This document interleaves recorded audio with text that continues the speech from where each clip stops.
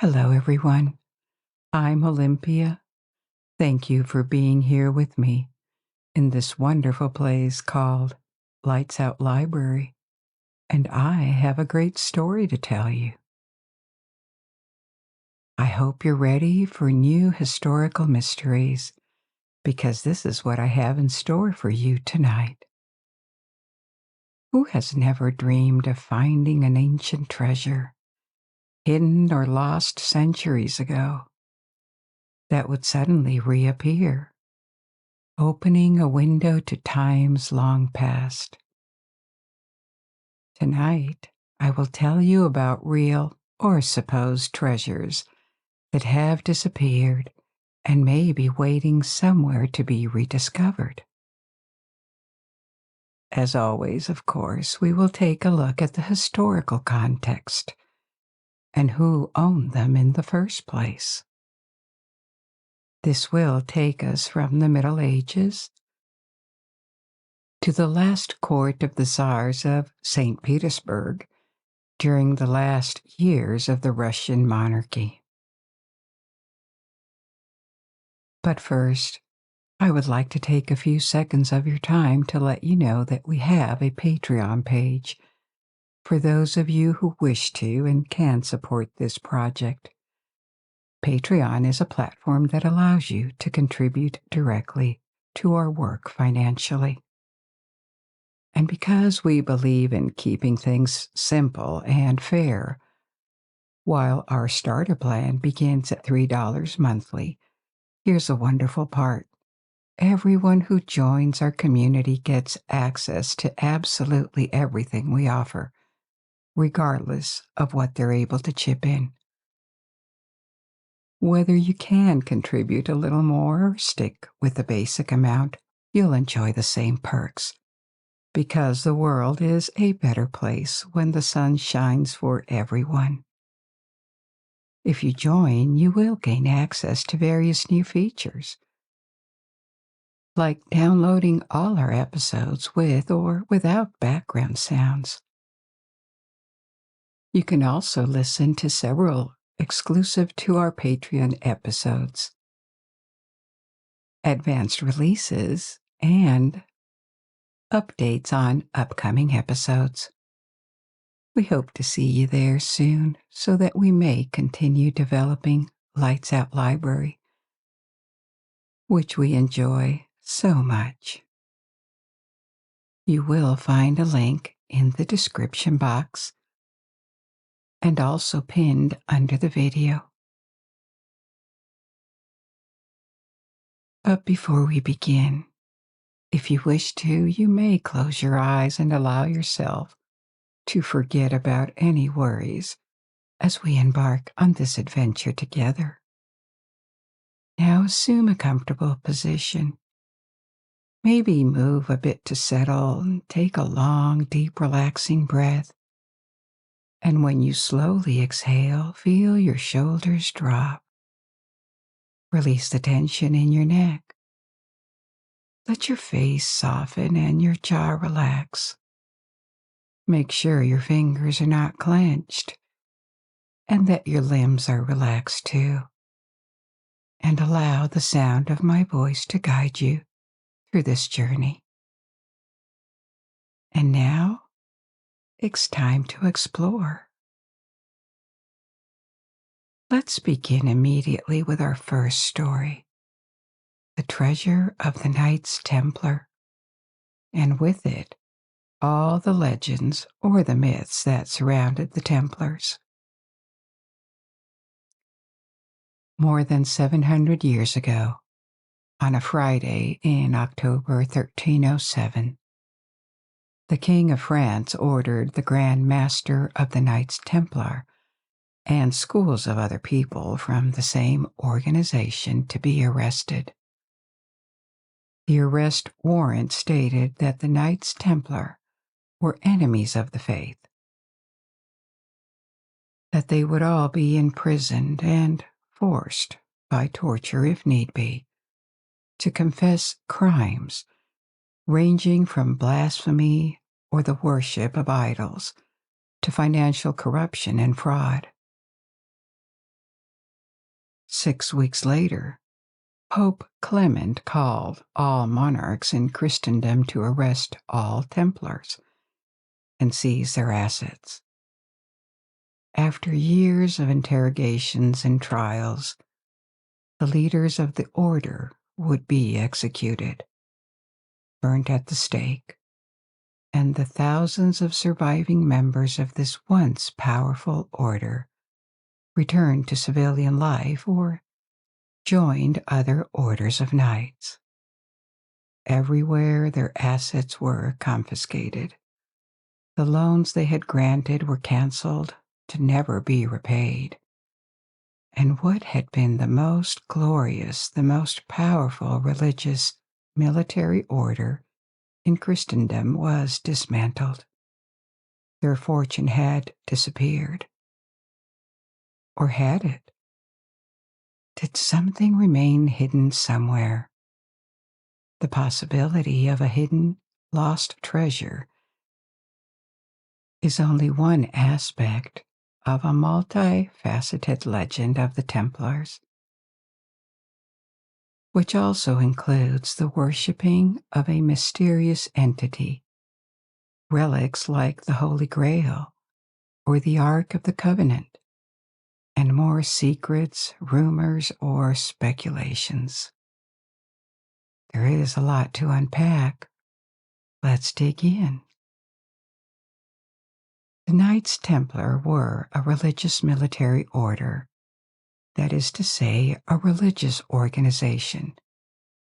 But at its core were not monks or priests, but knights, who had pledged to serve their order and the church by fighting for them and helping them to pursue their goals. The main goal, the original reason to be of the Knights Templar, was to protect the holy city of Jerusalem and the Christian pilgrims that traveled to Jerusalem, starting in the 12th century, after the city had been captured by the Christians in the First Crusade. At the very beginning, when they were founded in 1119, the order was a small society of knights, and it was headquartered on the Temple Mount in Jerusalem, hence their name, Knights Templar. The Templars were not the only order to appear at the time of the Crusades. In the same years, the Knights Hospitalier also emerged in Jerusalem, initially to take care of a hospital. Before them, one of the conquerors of Jerusalem, Godfrey of Bouillon, had founded the Knights of the Holy Sepulchre to guard the Church of the Holy Sepulchre in the old city of Jerusalem. Another major order founded later would be the Teutonic Knights. Several of these orders became large international organizations with a presence not only in and around the place where they had been founded, but in all Christian countries.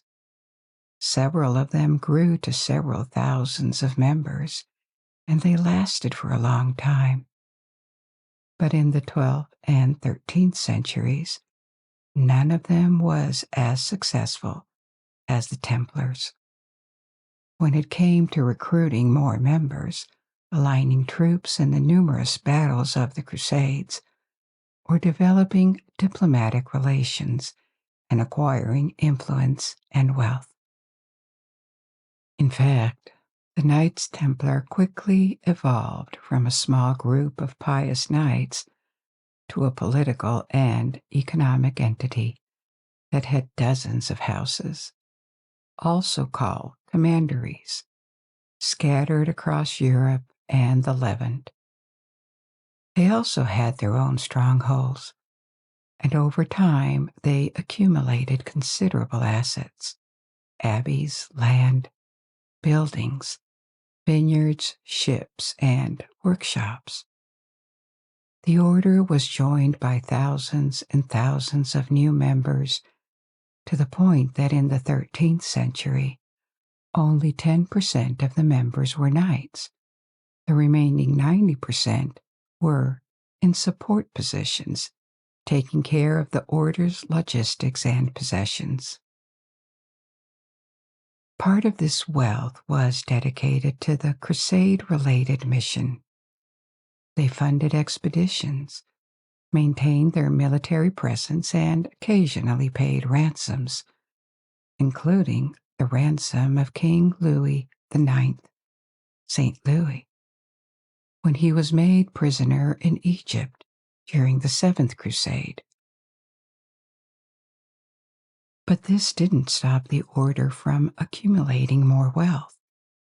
Their income sources included trade and banking.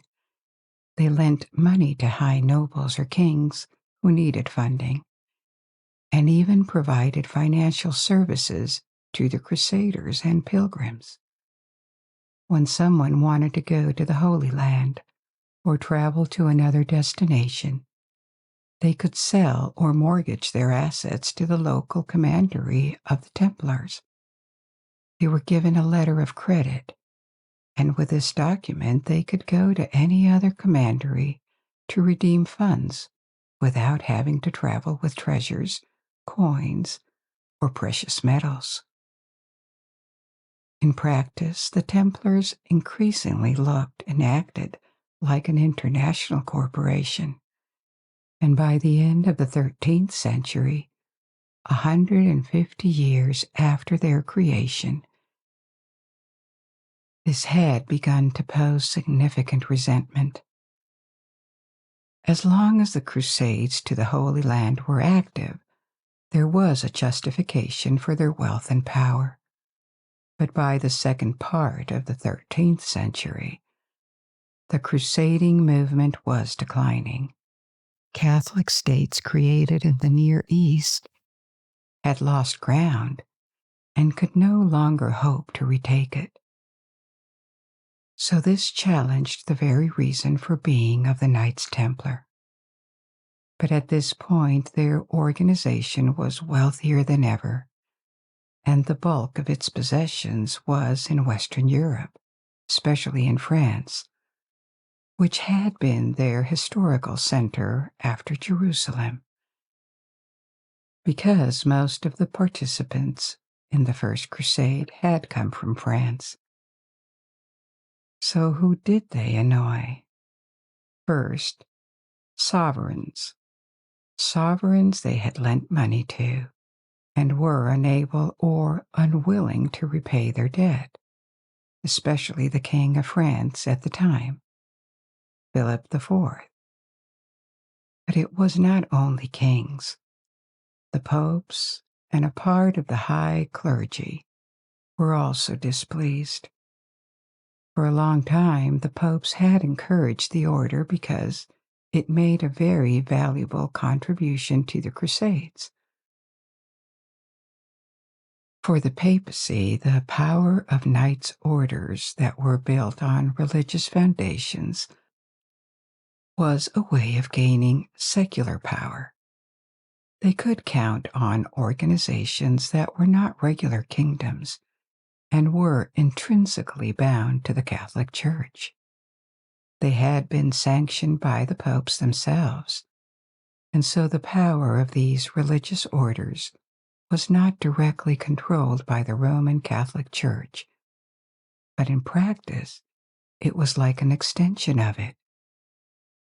So this was perfect as long as the papacy needed them for the crusades overseas or for internal crusades. Different popes called for crusades against religions or sects that were considered heretical. We will talk about this later in tonight's story when I tell you about the Cathars. But returning to the Knights Templar, when the golden age of the Crusades ended and the Knights Templar became a bit too independent, too autonomous, a powerhouse in their own right, they became irritating for the popes and for the church. They competed with the church for land ownership, for example. In medieval Europe, alongside lords, the church was a major land and real estate owner. The popes had their own small state in Italy and around Avignon in the southeast of France. But via bishoprics, abbeys, and convents, the church also owned land everywhere.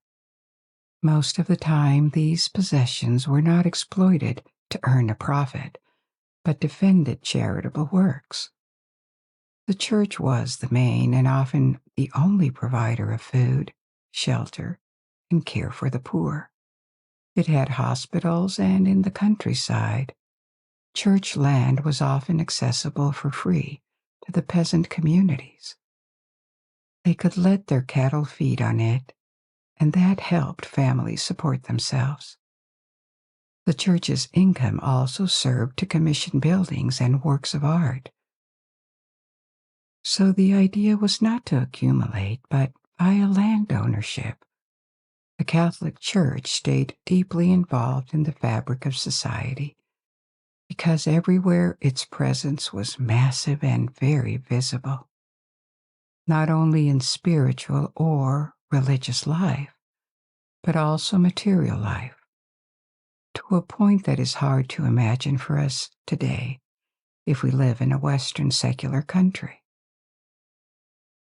The church derived much of its relevance, influence, power, and prestige from its possessions.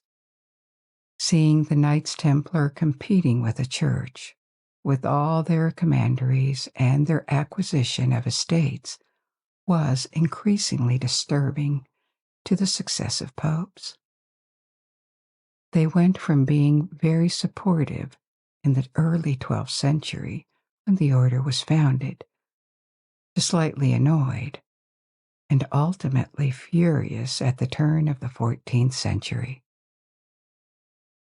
By the way, and this is a tangent, this issue of the church's wealth was not something that went unnoticed or was completely accepted in the 12th and 13th centuries. There were reactions against it, often from within the church itself, on the grounds that it could be a form of corruption that took the church away from its spiritual mission. For example, the early 13th century was the time of Saint Francis of Assisi and his disciple, Saint Clare, who founded orders of monks and nuns respectively.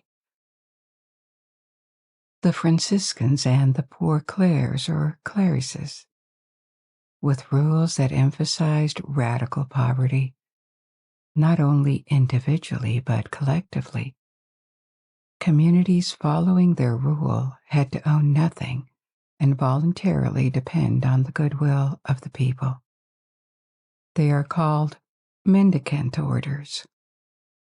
They also insisted on a degree of separation from secular life in favor of a contemplative lifestyle dedicated to prayer for the salvation of all mankind, not just theirs. These movements did not emerge against the Catholic Church. Actually, Francis of Assisi was made a saint only 2 years after his death, which is exceptionally fast. Among other things, their appearance is a reflection. This concerned the Church and its dignitaries may have become too wealthy for their own good. Anyway, for all these reasons, the legitimacy of the Knights Templars' fortune was increasingly questioned by the end of the 13th century. Individually, the Templars were not rich.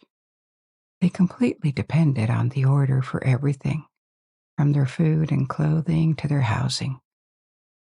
They had dedicated their lives to it, but collectively the order was insanely rich. Obviously, they had a treasure, even several, in the sense that each of these commanderies had its monetary reserve. And maybe, though it is unproven, they had created a big secret reserve somewhere, just in case they would need it. Now, what could a medieval treasure look like? It would be an exaggeration to imagine something very spectacular, like an entire room full of gold, silver, or gems.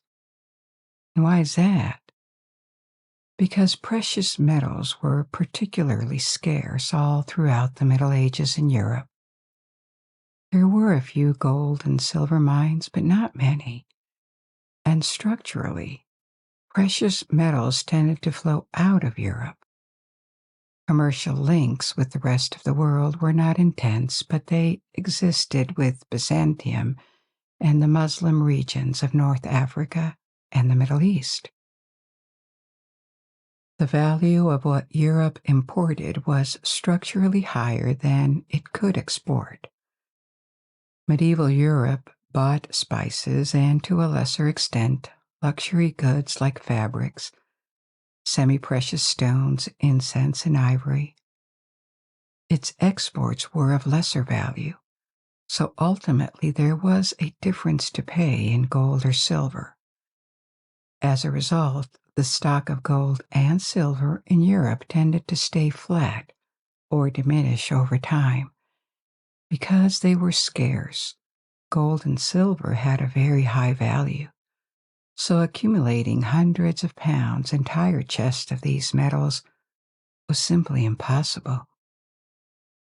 There was not that much in circulation. It seems that no one, even the wealthiest of kings, could have accumulated such a treasure.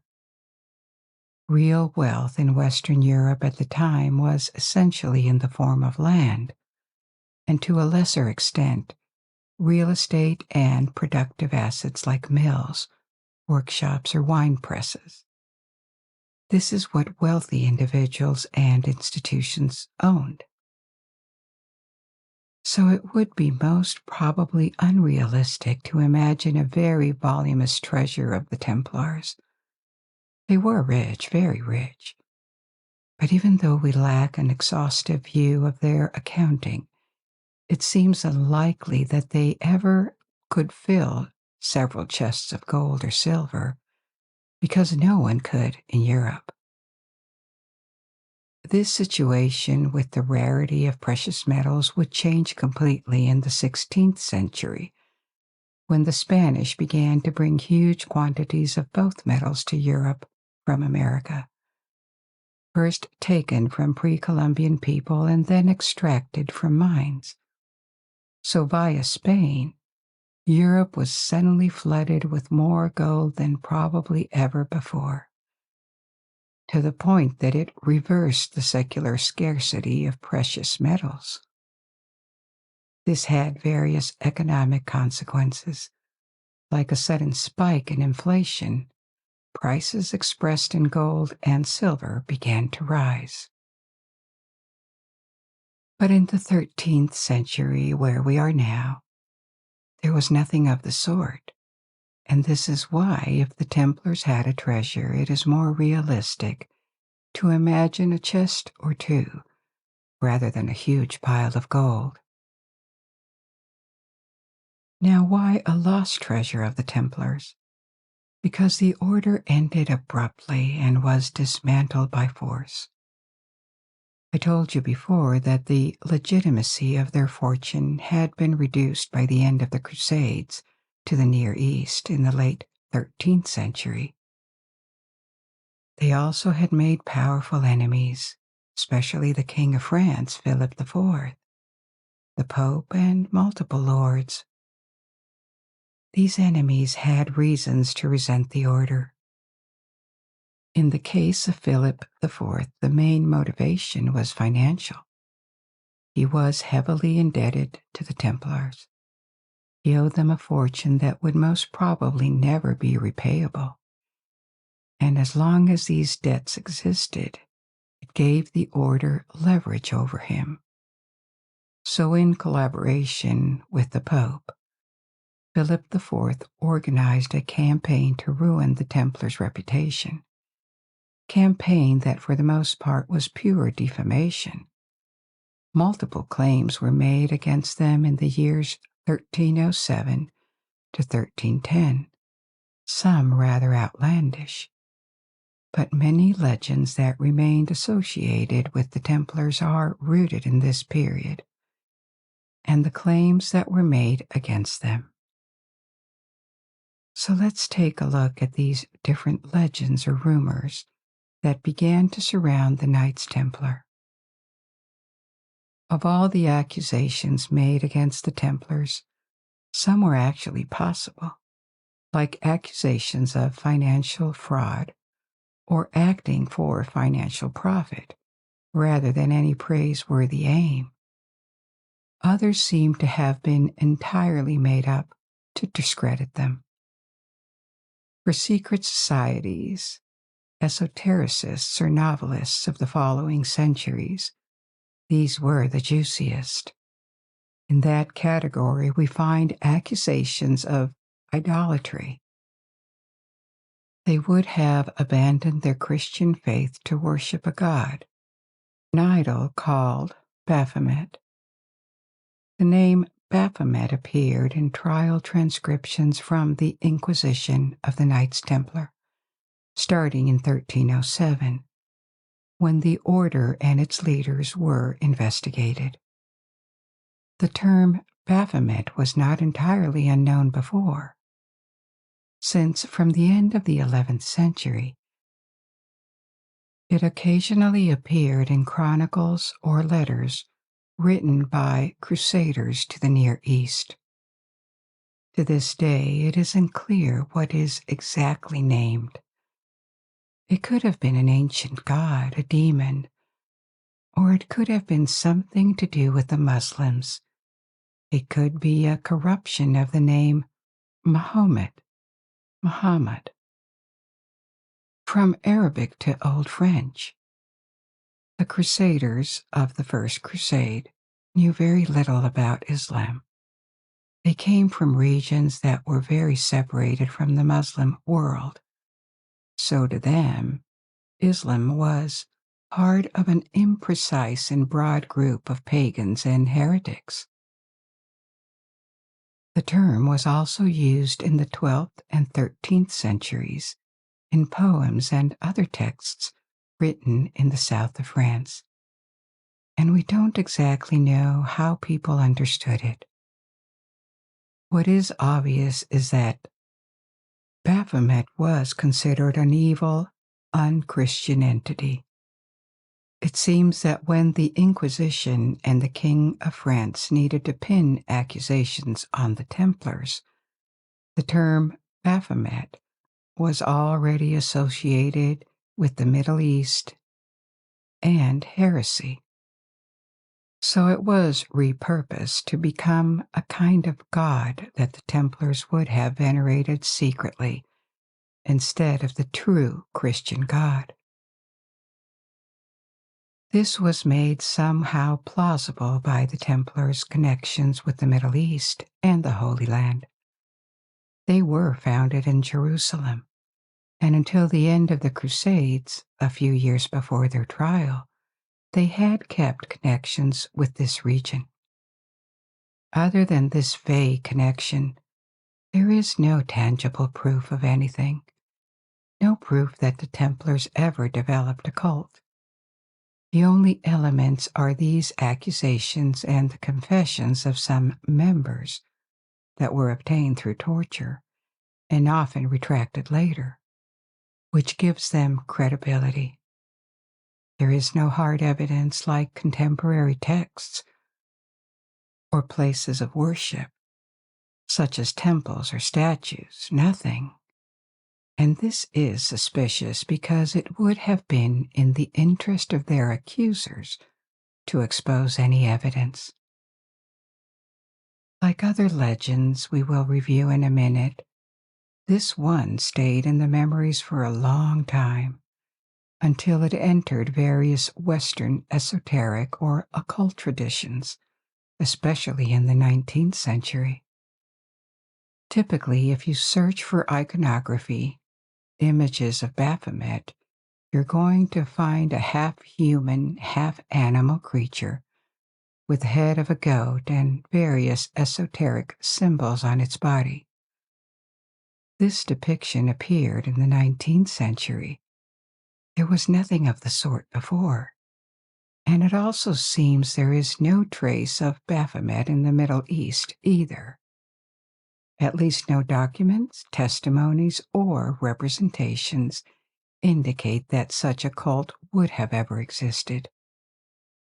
This is why the majority of historians think that Baphomet is a pure Western invention, a kind of legend possibly rooted in the corruption of an Arabic word, and that acquired substance, or at least a true interest, only because the Templars were accused with it, and later because occultists took it as a fact to elaborate further myths on it. Maybe the figure of Baphomet had everything it needed to be adopted in some circles in the 19th century. The 19th century was a period of great interest in the occult. It saw the birth of Spiritism. People were fascinated by ghosts, ancient curses, and mysteries that would have been hidden, possibly suppressed by the Church. It was also the time of the so-called revivals of ancient pre-Christian religions, from different types of witchcraft to Celtic or Egyptian-inspired cults. For people who were into that kind of thing, the Knights Templar, with their history, had all the characteristics that could make them exciting. An ancient and secretive order connected to the cradle of civilization in the Near East, plus these accusations of occult practices dating from 500 years before. And so, the Baphomet became an aspect of the Templar legend. But plenty of other myths also popped up at the time, like a connection between the Templars and the Holy Grail from Arthurian legends.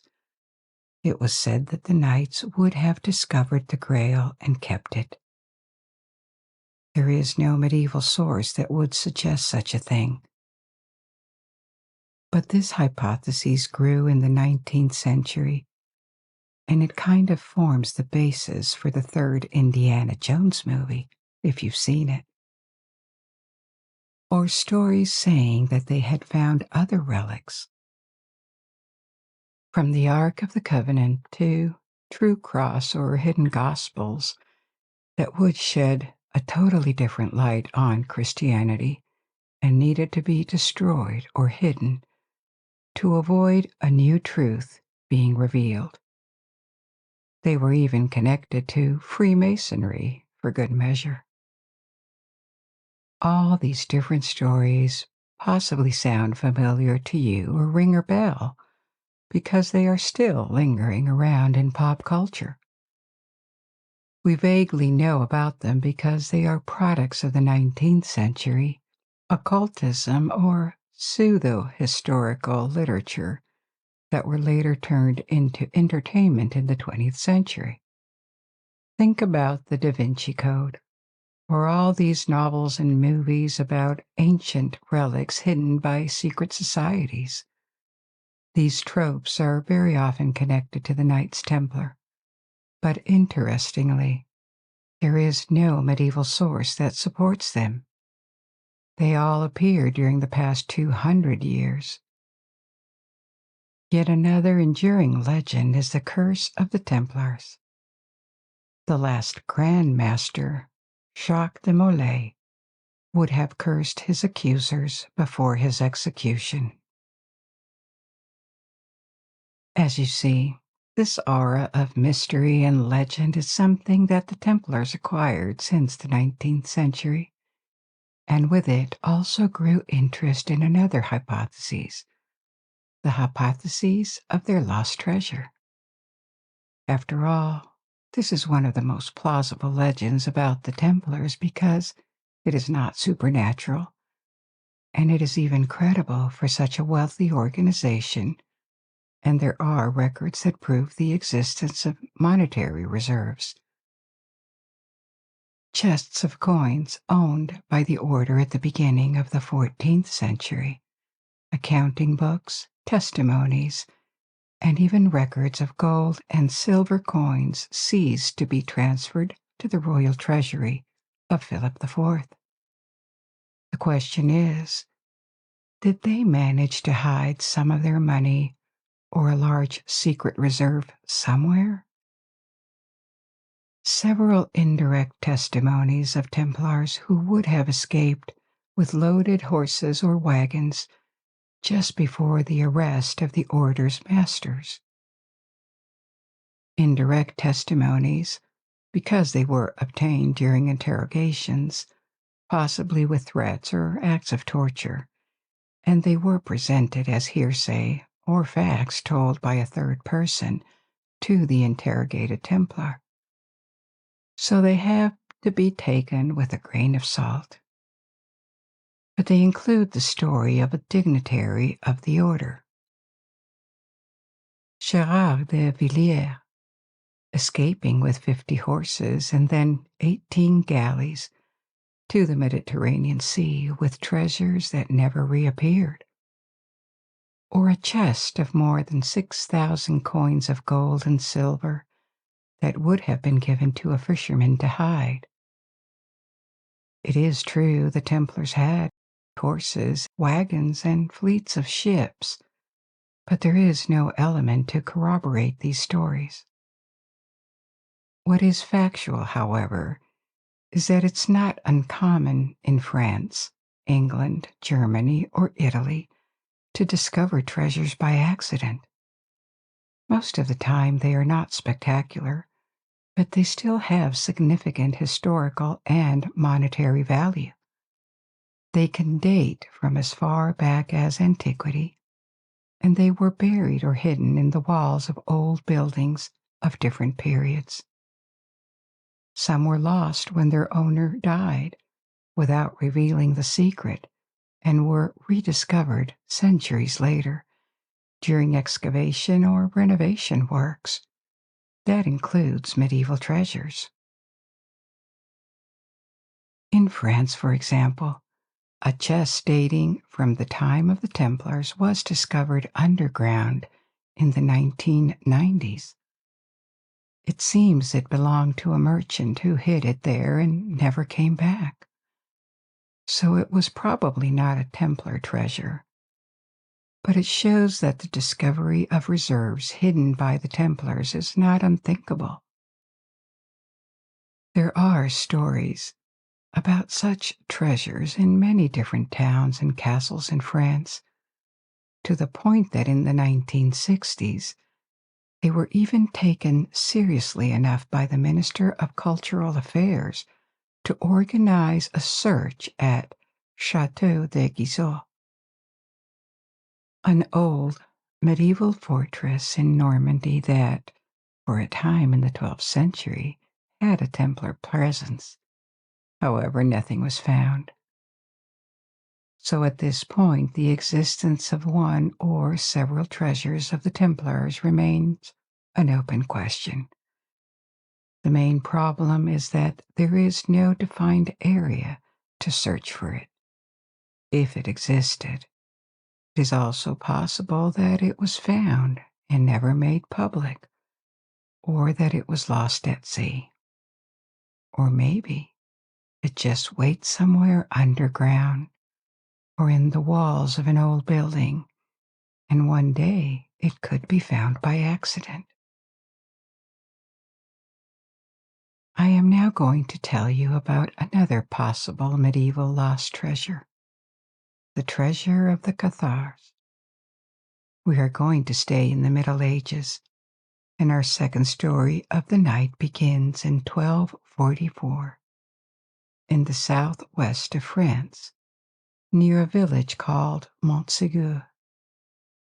After 9 months of siege, the few dozen fighters who had defended the nearby castle against thousands of royal soldiers had just surrendered. They had been able to resist for so long thanks to their defensive position. The castle was built on a massive limestone rock. They had been able to receive supplies, even reinforcements during the siege, but by the end, they were so outnumbered that they could not resist anymore. The castle of Montségur was lost, and with it, the Cathar movement had been dealt a fatal blow in this region. It would continually decline and disappear a few decades later, and the Cathars would enter the realm of legends. But who were they? Why were they at war? And why do persistent rumors credit them with a treasure that would have been hidden to help the survival or the recreation of their movement? To understand this, we need to go back in time to the previous century, the 12th century, when their movement, their sect, began to thrive in the south of France and the north of Italy. Cathar comes from the Greek katharos, meaning pure, and Catharism first emerged in Western Europe and the south of France, in the city of Albi, which is why its followers were also sometimes referred to as Albigensians. It can be described as a Christian movement, but one that had aspects and beliefs that strongly clashed with the dogmas of the Catholic Church. The movement was dualist, which means that the Cathars believed in two gods, or two deistic principles, one good and the other evil. The good God could have been the one in the New Testament, whereas the evil God would have been the one portrayed in the Old Testament. This evil God would have created the physical, material world, and the good God would have been the creator of the spiritual realm that was promised to the faithful after death. What could have favored this concept is that the God of the Old Testament appears strong on demands, revenge, and punishment, with episodes like the expulsion from the Garden of Eden, the flood narrative, the destruction of Sodom and Gomorrah, or the plagues of Egypt. In contrast, the New Testament is focused on redemption. At its heart is a narrative of God becoming human and suffering for mankind for the remission of sins, and it contains a promise of eternal life. All of these texts have been interpreted in various ways throughout history, but it is fair to say that the tones are quite different between the Old and the New Testament. This kind of dualist belief actually had a history in the Christian world before the Cathars. It may have originated early in Christianity and in the Jewish communities in various sects as early as the late 1st century. It seems the Cathars were influenced by movements from the Balkans and the Byzantine Empire, such as the Paulician movement, a sect in Armenia that originated in the 7th century, and also the Bogomils, another Christian dualist sect founded in Macedonia in the 10th century. Somehow, possibly via ascetic leaders, this set of beliefs traveled westward and took hold in this region of France. From there, it expanded among different groups that were seduced by this religious teaching. The Cathars did not become the majority in these regions, but they ended up representing a visible alternative to the teachings of the Roman Catholic Church in the 12th century. These different groups of Cathars did not share an exact same set of beliefs and practices. There were many nuances and local characteristics to their practice. But what they had in common was this dualist version of the divine and a few other traits. These traits include the fact that they were a Gnostic movement. That is to say, they emphasized personal spiritual knowledge, the exploration of spirituality, and their relation to God by each individual, rather than following traditions, teachings, or demands of a religious authority.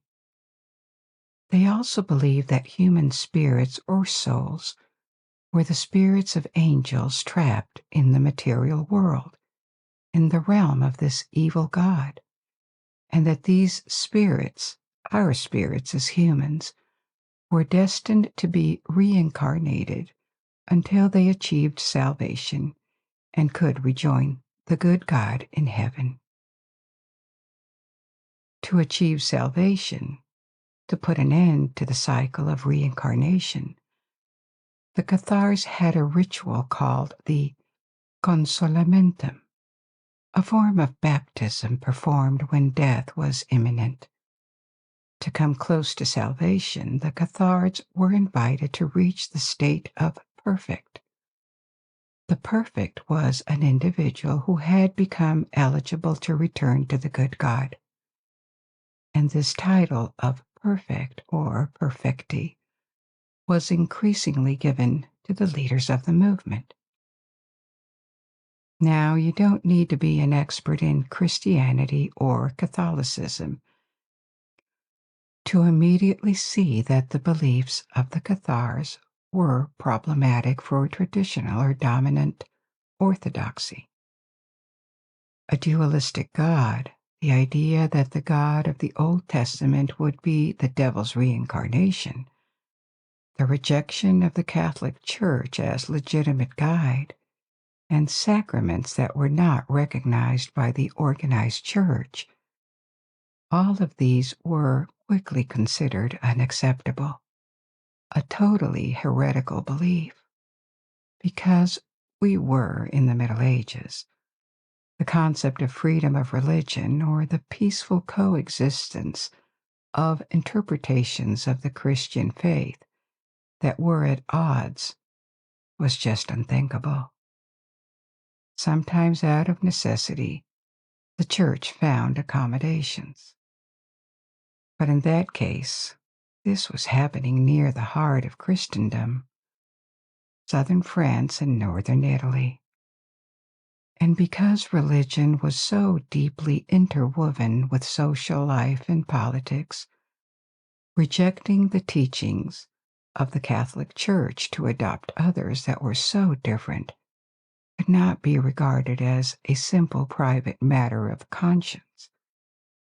It was seen as sedition, an antisocial behavior. This is for the same reasons why the Christians were persecuted by the Romans. Religion played a part in it, of course, but mainly because Christianity was seen as seditious, hostile to Romanity, to the values and social organization of Rome. So returning to the 12th century, the Church denounced Cathar practices early on, especially the consolamentum ritual, this pre-death baptism that was supposed to open the doors of the heavens. Now, even though it is often represented differently, the first reaction of the medieval church in cases of heresies or disagreements on dogmas was almost never violence or persecution. It always tried persuasion first, and coercion would start only later, as a last resort when other ways had failed. The Pope at the turn of the 12th century was Innocent III. His name remains associated with the Fourth Crusade, the one that ended in the sack of Constantinople and the collapse of Byzantium, completely missing its goal. So Innocent III sent missionaries and tried to persuade local secular authorities to act against the Cathars or withdraw their support from them because some small lords had been seduced. It didn't work well, and the sanctions mounted, but the movement did not disappear. This decided him as Pope in 1209 to act for a crusade against the Cathars, a religious war to suppress them as heretics that represented an internal threat to Christianity. At this point, violence really started. There was a 20-year-long campaign that ultimately succeeded in weakening the movement. The Cathars were very decentralized, which was a weakness but also an element that made them resilient. They didn't field armies. They had a multiplicity of small villages, fortified farms, or strongholds. The siege and fall of Montsegur that I had told you about before was their last major military operation against them. And it happened at a time when the Cathars had already been very weakened. After that, several decades of control by the medieval Inquisition, when people were interrogated and investigated to check their beliefs, led to the disappearance of the movement by the year 1350. Here again, there is this depiction of the Inquisition being prone to burn heretics. It is not that it is false, executions happened, but they were the ultimate stage reserved for leaders of the movement or people who would repeatedly refuse to reject their heretical faith. If they accepted to do as they were told, or pretended to, they would be reintegrated into society and considered Christians again. Burning them at the stake was a last resort outcome. To give you an idea, in the years 1245 and 1246, more than 5,000 people in the region of Toulouse in the south of France were suspected to be Cathars and were interrogated. Only 3% of them, 184 people, were sentenced to wear a yellow cross, a sign that marked them as repentant Cathars, and 23 were imprisoned for life. No one was sent to the stake. The punishment of heretics or relapsed people who had converted or pretended to convert and were caught practicing their previous faith, or witch hunts. This happened in the Middle Ages, but it was not a high-intensity phenomena. It would become tougher and more deadly but later, in the very late Middle Ages and the Renaissance. In the case of the Cathars, because there was a crusade against them, and after that, decades of Inquisition, the repression was harsh, and they were aggressively suppressed. Like the Templars, the Cathars had monetary reserves because they had to function as a religion or as a sect.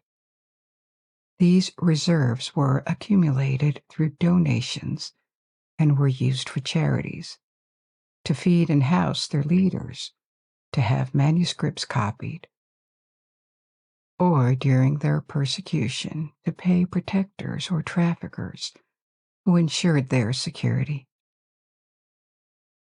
Because the castle of Montsegur was an important strategic position, its siege was lengthy, and it was defended relentlessly until its fall.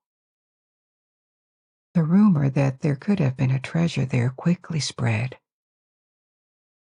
There was certainly a reserve of coins, though we don't know how much, and we also don't know if anything of value was found after the siege when the castle was taken. This became the starting point of the lost treasure legend. The unproven rumor says that a few days before the end of the siege, 4 knights would have escaped the castle, possibly using underground passages inside the rocky mountain that allowed them to emerge beyond enemy lines. They would have taken everything of value with them to rescue it and bring it to sister Cathar churches in northern Italy, because at this point in 1244, the movement had already been almost destroyed in France. If this was true, but there is no document whatsoever, no names, and no testimonies to give it credit, the treasure could have been hidden on the other side of the Alps, and it never resurfaced. It could have been hidden somewhere inside the castle, deep inside the mountain on which the castle was built, which would make it very hard to recover. Such searches have taken place, but it seems nothing was found. The castle was entirely destroyed, dismantled, and another one was built. So if something was hidden in the walls, it was already discovered and nobody said anything. The new castle gives an idea of what the site looked like at the time of the Cathars, but it is not the original one. A third hypothesis is that the besiegers found it and kept it for themselves discreetly. The army that took Montségur was led by representatives of the King of France, several local lords, and an envoy of the Pope. When the Cathars of Montségur surrendered, the fortress was excavated orderly, but it is not impossible that someone among the besiegers found something when they entered and did not say anything. In any case, exactly like for the Templars that were dismantled 70 years later, the possible treasure of the Cathars excited the imagination of many historians and novelists over time. It was embellished with the same elements: the possibility that the Cathars had the Holy Grail, secret scriptures, or fabulous gems coming from the East. The Templars had their historical connection with the Holy Land and Jerusalem. For the Cathars, the Oriental origin of their beliefs permitted them to make or invent connections. It is all totally hypothetical because, here again, there is no solid proof. There was even the hypothesis that the Cathars who escaped the fortress would have gone to a stronghold of the Templars. In 1244, the Templars were still in their time of splendor, and they were not threatened. In that case, the Cathar treasure could have merged with the treasure of the Templars. But here again, this is pure speculation. It may be just based on the appeal of connecting different legends. This idea actually appeared in the 19th century, unsurprisingly. What is factual is that the castle of Montségur keeps inspiring treasure hunters and other novelists, and there is a parallel here with the Templars. These are two different movements with different histories and people, but superficially they have a lot in common: a society with secrets, a connection to the East. They appeared within Christendom at a time of intense fervor and religious enthusiasm. They come with tales of epic fights, which were real. They were persecuted, and, interestingly, in the case of the Cathars, The movement was suppressed, but not its memory in the regions where they lived.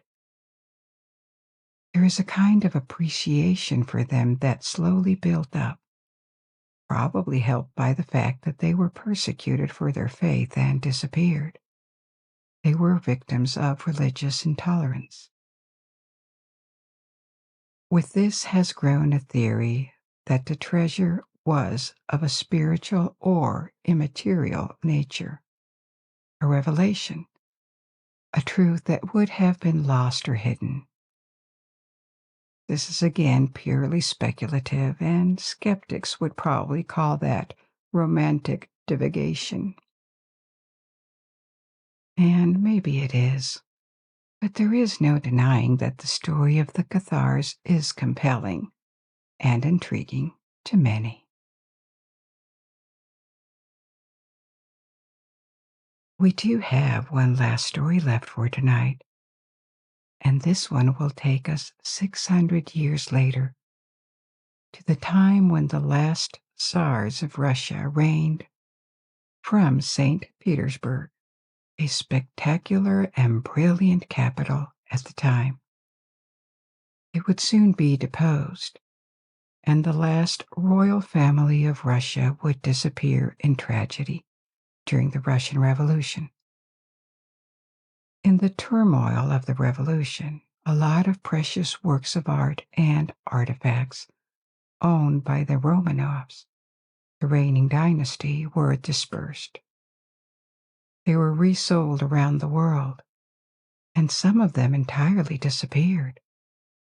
Maybe they were destroyed, or they still exist somewhere, accidentally forgotten or hidden in a private collection. These lost items include several Fabergé eggs, unique and exquisite pieces of jewelry, hiding surprises, or ingenious mechanisms.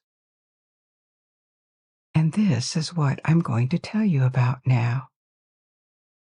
In the 1880s, the Imperial House of Russia developed a tradition to commission and offer jeweled eggs. Tsar Alexander III and his wife received one each for their coronation in 1883. In 1885, as Easter was approaching, the Tsar's brother suggested commissioning a jeweler from Saint Petersburg, Peter Karl Fabergé, to create a jeweled egg for the Tsarina.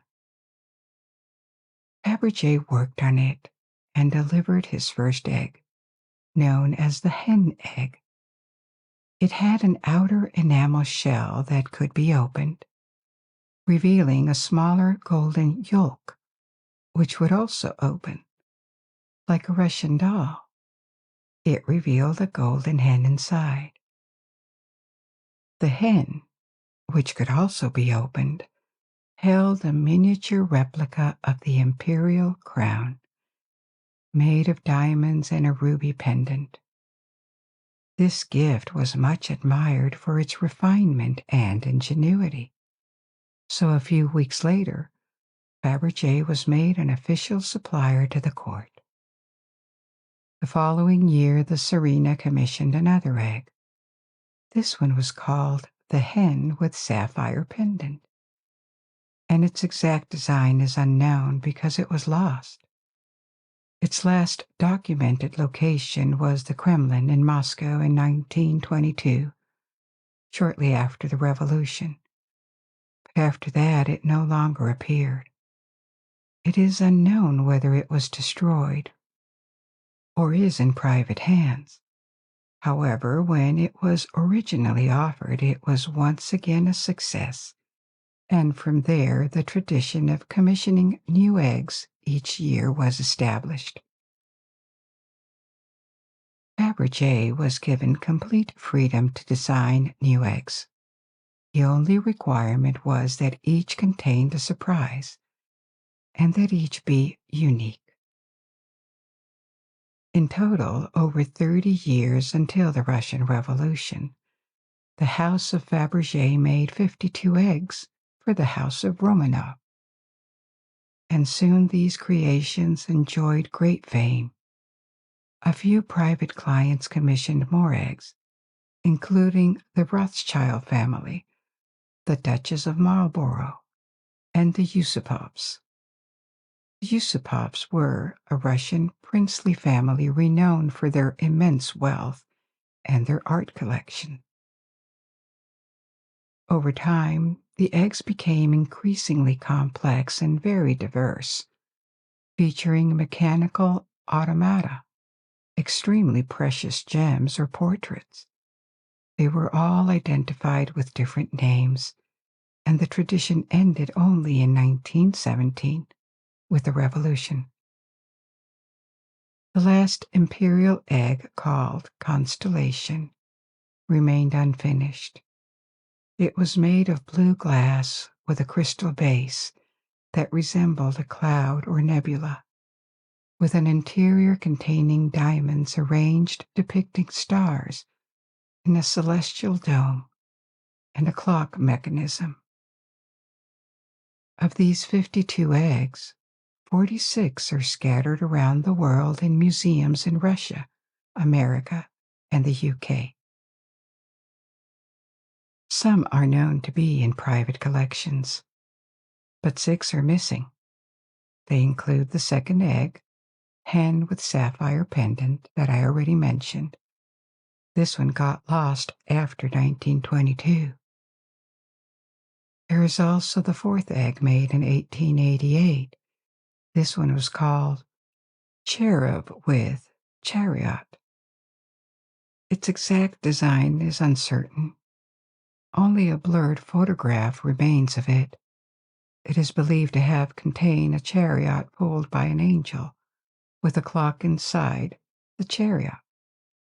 Its outside would have been of gold, decorated with diamonds. The third missing egg from 1889 was decorated with multicolored gemstones and contained 13 small implements and toiletries. The following lost one is the Royal Danish. It is also known from a single photograph. This one was from 1903 and was offered to the Dowager Empress, the mother of Tsar Nicholas II, Maria Feodorovna.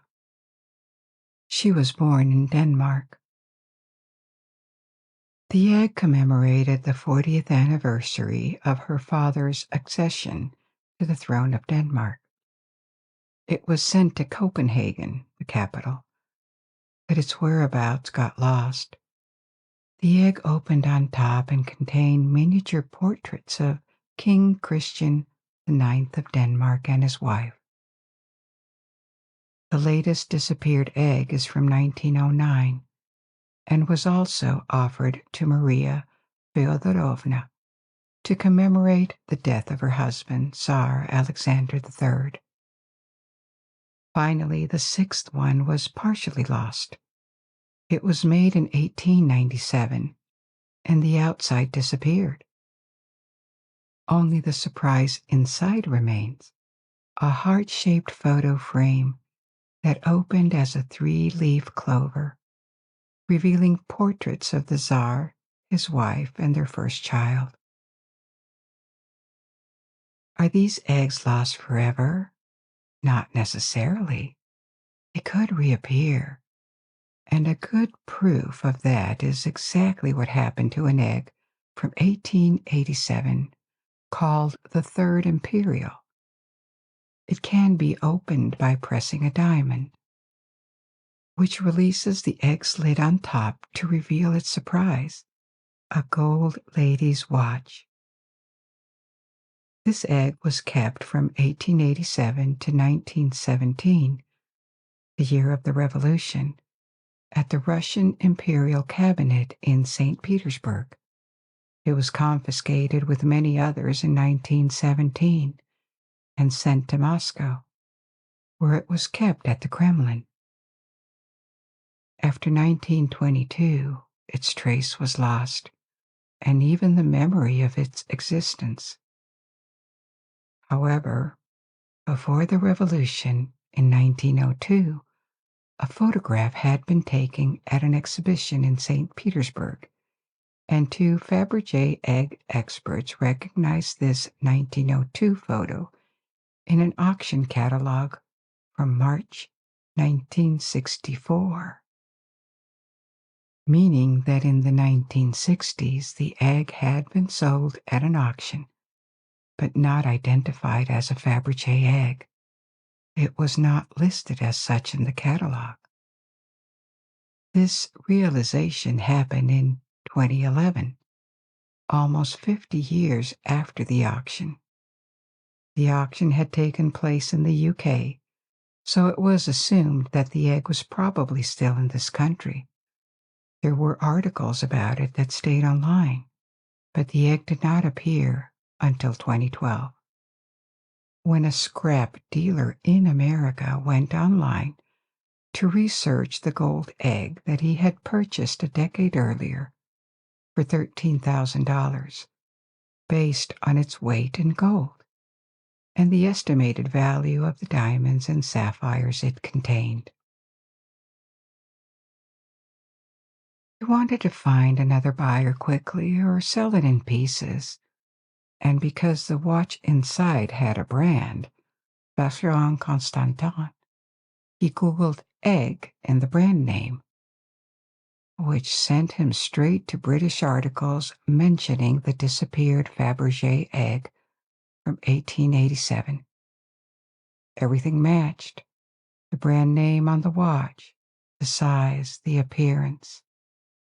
He realized he owned a treasure valued at around 20 million pounds, approximately $26 to $27 million.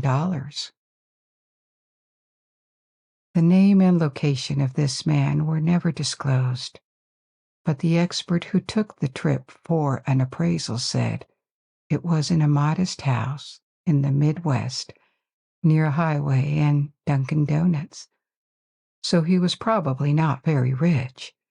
The egg was sold to a private collector for an undisclosed price, but millions, no doubt. For the first time in 112 years, the egg was exhibited again before it was delivered to its new buyer.